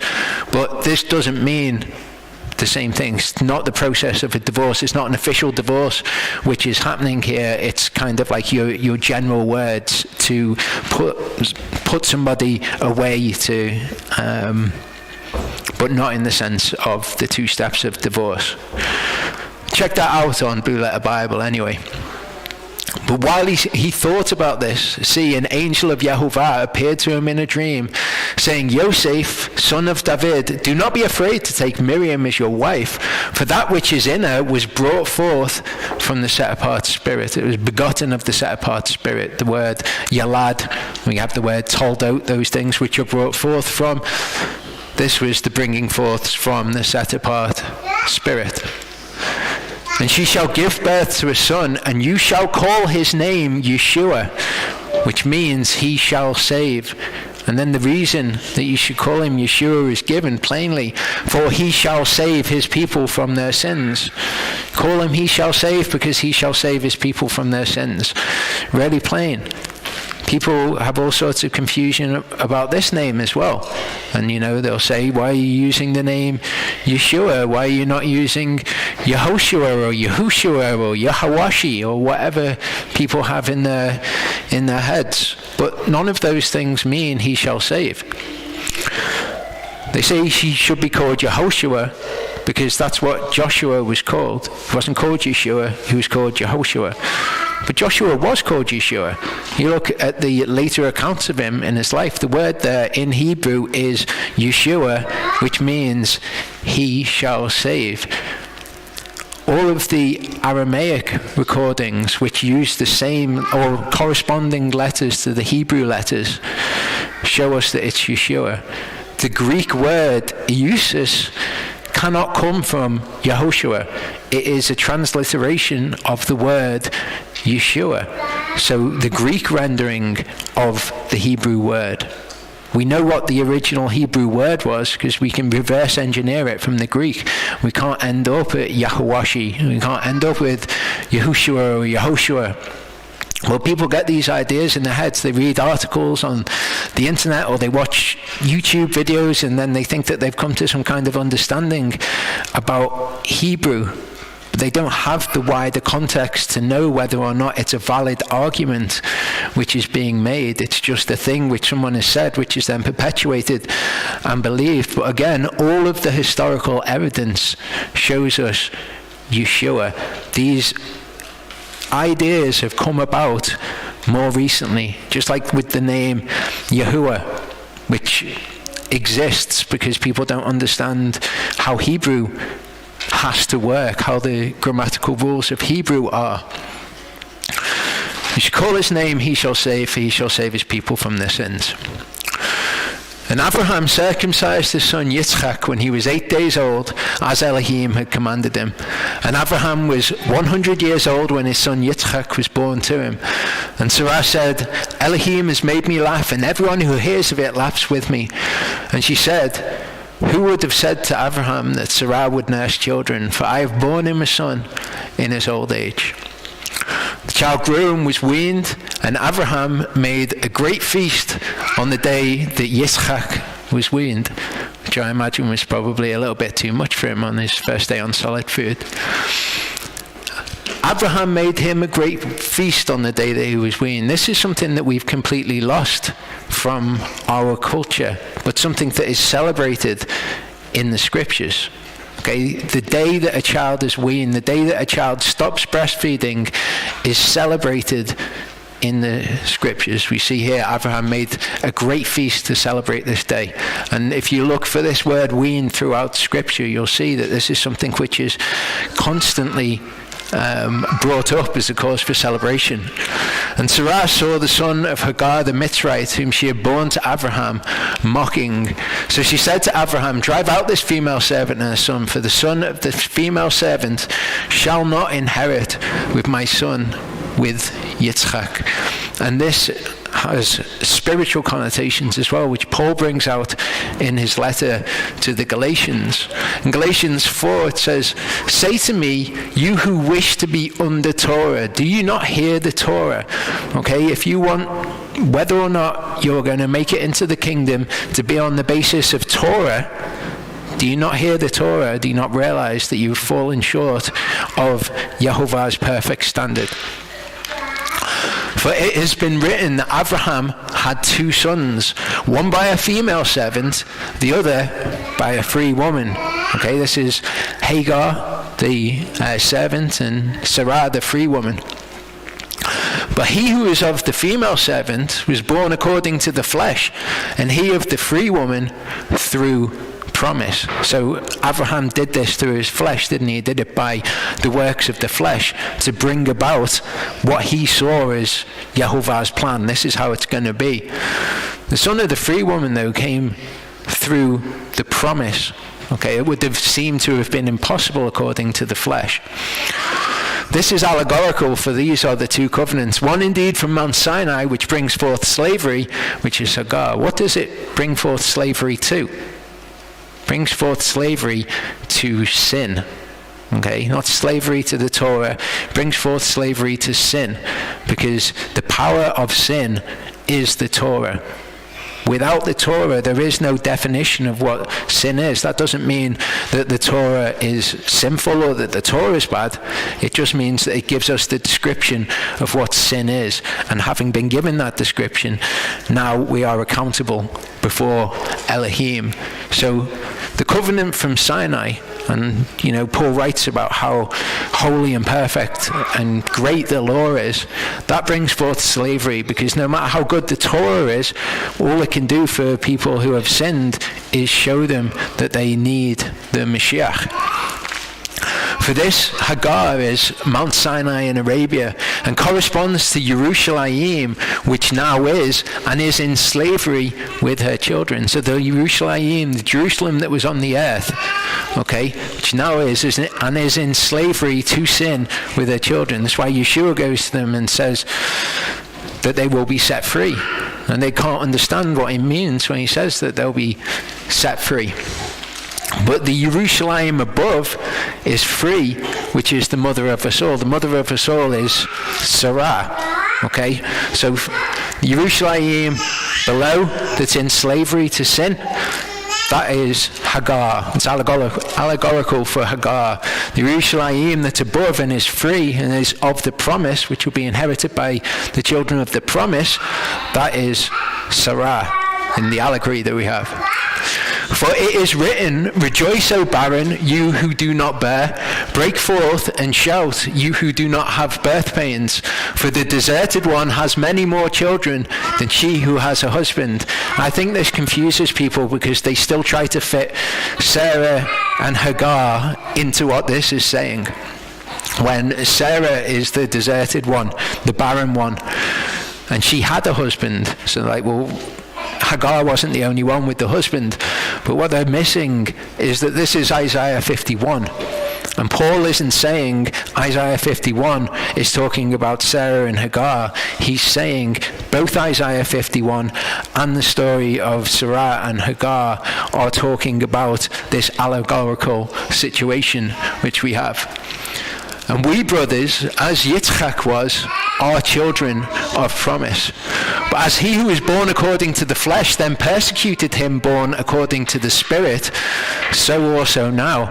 And we get this, we see this, where those who are trying to follow Torah by the works of the flesh, who are kind of like, well, we're supposed to follow the Torah, following the Torah is good, we're going to do it, and then we'll struggle with this, and we'll struggle with that, and we'll just never quite get to being obedient. We're never quite going to be doing the Torah, although, we do talk about doing the Torah and how great it is. They're not doing it by faith, and they will persecute those who do it by faith, just as Ishmael persecuted Yitzchak. But what does the scripture say? Cast out the female servant and her son, for the son of the female servant shall by no means be heir with the son of the free woman. The son of the free woman are those that Yehovah knew beforehand, those who were chosen. Therefore, brothers, we are not children of the female servant, but of the free woman. And the matter was very evil in the eyes of Abraham because of his son. But Elohim said to Abraham, let it not be evil in your eyes because of the boy and because of your female servant. Whatever Sarah has said to you, listen to her voice, for in Yitzchak your seed is called. So again, Abraham's just discovering who Yehovah is. In his eyes, the matter was evil. He says, no, listen to what Sarah is saying. And of the son of the female servant, I also make a nation because he is your seed. So physically on the earth, they're going to become a nation because they are Abraham's seed. But that's nothing to do with whether or not they will inherit the kingdom. And Abraham rose early in the morning and took bread and a skin of water, which he gave to Hagar, putting it on her shoulder, also the boy, and sent her away. And she left and wandered in the wilderness of Beer-sheva. And the water in the skin was used up, and she placed the boy under one of the shrubs. And she went and sat down about a bow shot away, for she said, "Let me not see the death of the boy." And she sat opposite him and lifted her voice and wept. And I think there's something that we can understand from this, from what Paul wrote in the letter to the Galatians. Okay, the son of the female servant. Okay, it's interesting to me that it says that she sat down about a bow shot away, because the idea of the Torah, the idea of sin, is implicated in that is this idea of hitting the mark, and there's all of these kind of archery terms which are connected with this. So it's interesting that it says about a bow shot away, and it's interesting how this passage ends.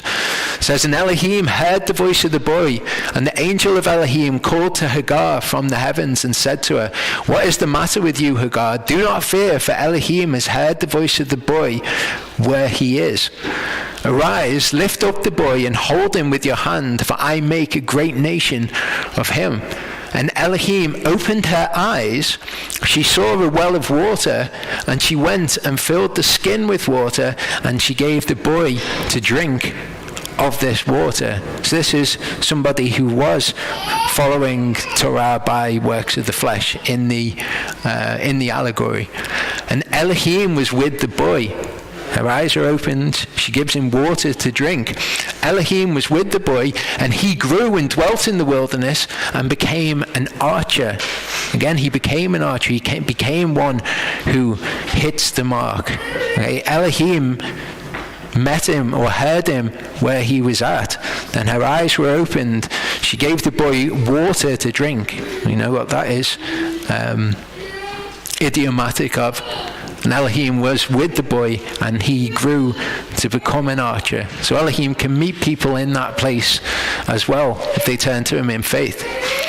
"And he dwelt in the wilderness of Paran, and his mother took a wife for him from the land of Mitzrayim. And it came to be at that time that Avimelech and Pichol, the commander of his army, spoke to Abraham, saying, 'Elohim is with you in all that you do.'" So there's a good example of somebody living righteously before Elohim, walking with Elohim, and the people around them recognizing, wait there, Elohim's with you in all that you do. "And now swear to me by Elohim not to be untrue to me, to my offspring, or to my descendants. Do to me according to the kindness that I have done to you and to the land in which you have dwelt." And Abraham said, "I swear." So they recognized this about Abraham. They could see the fruit of his life. It's a great picture for how we are to walk and how we are to evangelize, unless we are evangelists. "And Abraham reproved Abimelech because of a well of water which Abimelech's servants had seized. And Abimelech said, 'I do not know who has done this deed, neither did you inform me, nor did I hear until today.' So Abraham took sheep and cattle and gave them to Abimelech, and the two of them made a covenant." So he says, "Look, I didn't know about this. I am not guilty." He says the same thing that he said to Yehovah earlier. "And Abraham set 7 ewe lambs of the flock by themselves. And Abimelech asked Abraham, 'What are these 7 ewe lambs which you have set by themselves?' And he said, 'Take these 7 ewe lambs from my hand to be my witness that I have dug this well.' So he said, I didn't know that you dug this well." And Abraham says, "There you go. Here's 7 sheep. Take these 7 sheep and remember that I've dug this well." So he called that place Beer-sheva, because the two of them swore an oath there.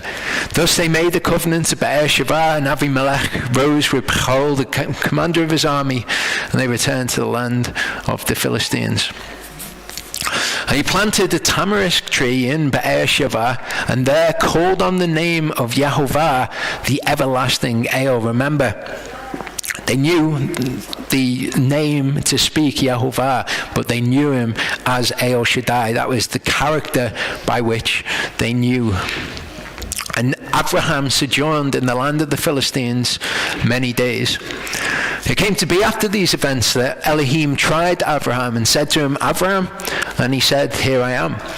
He said, take your son now, your only son Yitzchak, whom you love, and go to the land of Moriah and offer him there as a burnt offering on one of the mountains which I command you. And Abraham rose early in the morning and saddled his donkey, took 2 of his young men with him, and Yitzchak his son, and he split the wood for the burnt offering, and arose and went to the place which Elohim had commanded him. On the 3rd day, Abraham lifted his eyes and saw the place from a distance. So Abraham said to his young men, stay here with the donkey while the boy and I go over there and worship and come back to you.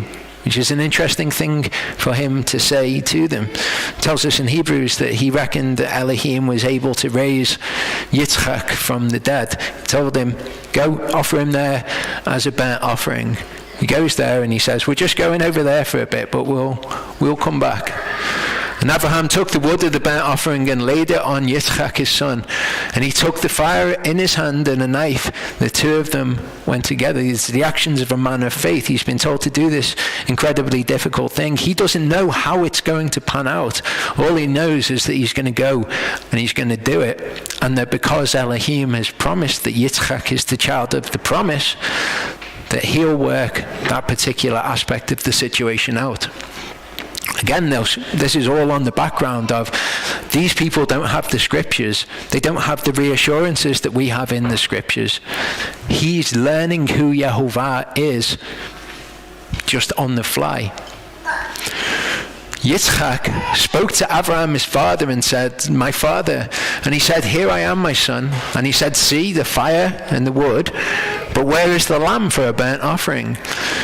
Abraham said, my son Elohim does provide for himself the lamb for a burnt offering. And the 2 of them went together. It's worth pointing out because there's people at all sorts of different stages that watch our videos. When it says Elohim does provide for himself the lamb for a burnt offering here, that's the accurate translation. Some translations, well, although they're not inaccurate, they say Elohim will provide himself a lamb, and in English that can make you think that he's going to provide himself as Yeshua as a lamb. The Hebrew cannot mean that. Okay, it can't accommodate that in the Hebrew. The Hebrew means literally he's going to provide a lamb for himself for the burnt offering, and the 2 of them went together. And they came to the place which Elohim had commanded him, and Abraham built an altar there and placed the wood in order, and he bound Yitzchak his son and laid him on the altar upon the wood. It'd be interesting to know the conversation that went between them, between Elohim's going to provide himself a lamb and get on the wood. Abraham stretched out his hand and took the knife to slay his son. So the way it reads here, this is what he was doing. He took the knife, he's going to slay his son. In the moment, there was no, I can't do this. You want me to kill my son? I can't do the Torah. He heard what was required and he did it. But the angel of Yehovah called to him from the heavens and said, Abraham, Abraham. And he said, here I am. So again, the model's there for us. We just do what we are instructed to do, and we leave the rest to Elohim, knowing that he has it in hand and that he is with us, and that we can do those things because he is with us. And he said, do not lay your hand on the boy, nor touch him, for now I know that you fear Elohim, seeing that you have not withheld your son, your only son, from me. And this is how we should look at events in our lives. Okay, if we see something that is a very difficult ask of Yehovah from us, we should recognize this situation in it. And we should say, this is a test from Elohim. Okay, that's what he was doing. It said at the beginning of the passage, Abraham was tried by Elohim. And he said, okay, comes through at the end. He makes it all fine for him. But he says, now I know you fear Elohim. And Abraham lifted his eyes and looked and saw behind him a ram caught in the bush by its horns. And Abraham went and took the ram and offered it up for a burnt offering instead of his son. Charlie mentioned before that this is kind of worded a bit weird. Now you can lift up your eyes and see something behind you, but what a weird way to phrase it. Okay, he took the ram and he offered it up for a burnt offering instead of his son. Abraham called the name of that place Yehovah Yireh, as it is said to this day, on the mountain Yehovah provides. That's what Yehovah Yireh means, okay? Yehovah provides. But as I mentioned before, we can't say that the vowel pointings are never there in the name of Yehovah, even in the Masoretic text, because when it comes to place names which have his name in them, the vowel pointings are there, and they're exactly what they are in all the other places we find them, in the Aleppo Codex and all of the other various manuscripts. And I said that there was thousands of them. I think 15,000 was the last count that I heard, 10,000, and then 5,000 more were found, some even in the Vatican Library. But every single historical record that we have of how to write his name, even in the Masoretic text, is Yehovah. And it's 3 different tenses of I am. Okay, there is no doubt in my mind that that is what his name is. I'm not saying that that is what it is beyond any shadow of a doubt, but why would we choose another name based on a video or an article that we've read that put together a load of things which seem to be reasoned when we actually have historical record, and those things don't turn out to be exactly as they appear anyway. The angel of Yehovah called to Abraham a second time from the heavens.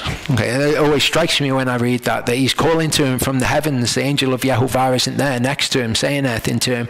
He's actually calling down to him from the heavens, as he did with Hagar before as well, and said, "By myself I have sworn, declares Yehovah, because you have done this and have not withheld your son, your only son, that I shall certainly bless you, and I shall certainly increase your seed as the stars of the heavens and as the sand which is on the seashore, and let your seed possess the gate of their enemies." And of course this also is written in the future perfect tense.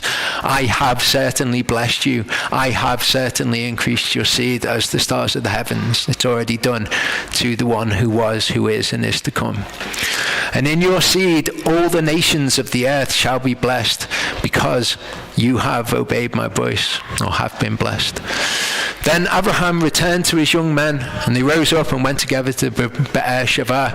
And Abraham dwelt at Be'er Sheva. And came to be after these events that it was reported to Abraham, saying, "See, Milcah too has borne children to your brother Nahor. Uts, his firstborn, Buz, his brother, Kemuel, the father of Aram, Kesed, and Chatzo, and Pildash, and Yidlaf, and Bethuel. Bethuel bore forth Rivkah. These 8 Milcah bore to Nahor, Abraham's brother. And his concubine, whose name was Reumah, also bore Tavach, and Gecham, and Tachash, and Ma'acha. Okay, and these are people that Charlie is going to teach about next week. Okay, Rivkah, the wife of Yitzhak. So we're going to see the pursuance or the seeking of the bride for Yitzhak next week. Shall we pray?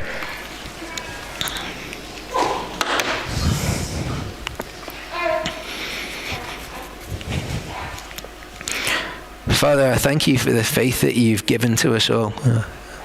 I thank you that you've allowed us to recognize who you are and what that means in this world, and you've given us the desire to be like you, to be like Yeshua.